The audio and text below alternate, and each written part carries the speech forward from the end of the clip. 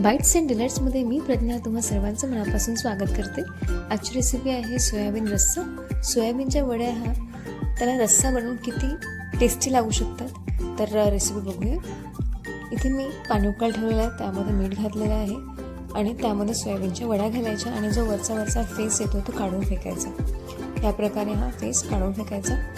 10 मिनिटं झाल्यानंतर 10 ते 12 मिनिट तुम्हाला उकळून घ्यायचे आहे। वड्या ह्या शिजून जातील, बघू शकता।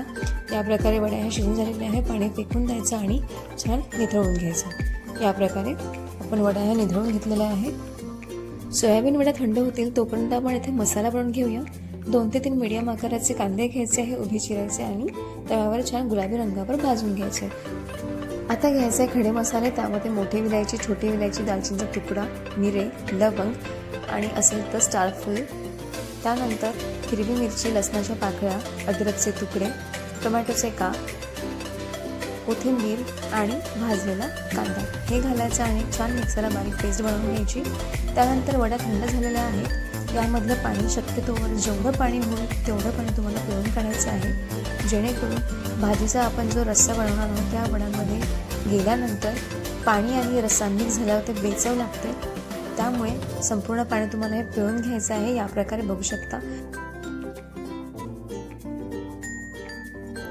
इथे आपण छान एक पेस्ट तयार केलेली आहे, बघू शकता। या प्रकारे ही पेस्ट तयार होणार आहे। तर आता आपण भाजी बनवण्याला सुरुवात करूया। इथे एक छान गंज घ्यायचा, गंजामध्ये पुरेसं असं तेल घ्यायचं तुमच्या अंदाजानुसार।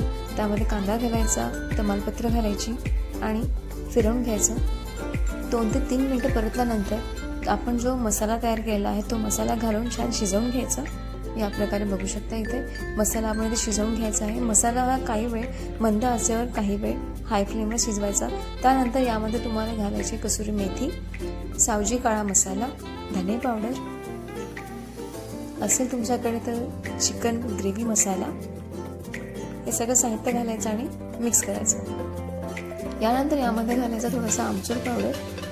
शक्यतो आपल्याकडे अवेलेबल नसेल तरी तुम्ही बाजारामध्ये इझिली तुम्हाला मिळू शकते। चवीनुसार तिखट,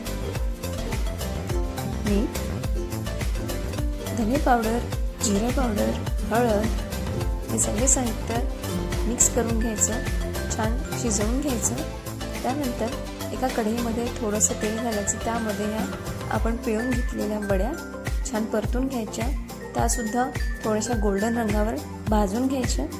या प्रकारे बघू शकता। हाय फ्लेम करायचं आणि हाय फ्लेमवर तुम्हाला ह्या परतून घ्यायचं आहे। या प्रकारे बघू शकता कलर हा थोडासा चेंज आलेला आहे त्याचा।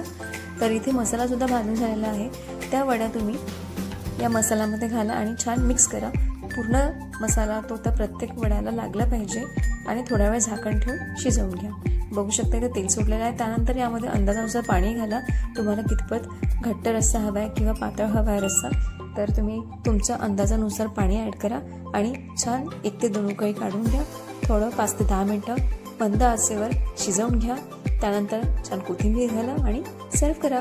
तुम्हाला जर रेसिपी आवडत असेल तर नक्की चॅनलला सबस्क्राईब करा, सोबतच लाईक करत चला। बघू शकता इथे सोयाबीन रस्सा हा तयार झालेला आहे। अप्रतिम लागतो खायला। मी सुद्धा पहिल्यांदाच ही भाजी बनवलेली आहे आणि सगळ्यांना ही भाजी खूप आवडलेली आहे। तुम्ही नक्की करून बघा। आणि तुम्हाला वाटत असेल सोयाबीनच्या वड्या बट नाही, सोयाबीनच्या वड्या खूप पौष्टिक सुद्धा असतात आणि टेस्टी सुद्धा लागतात।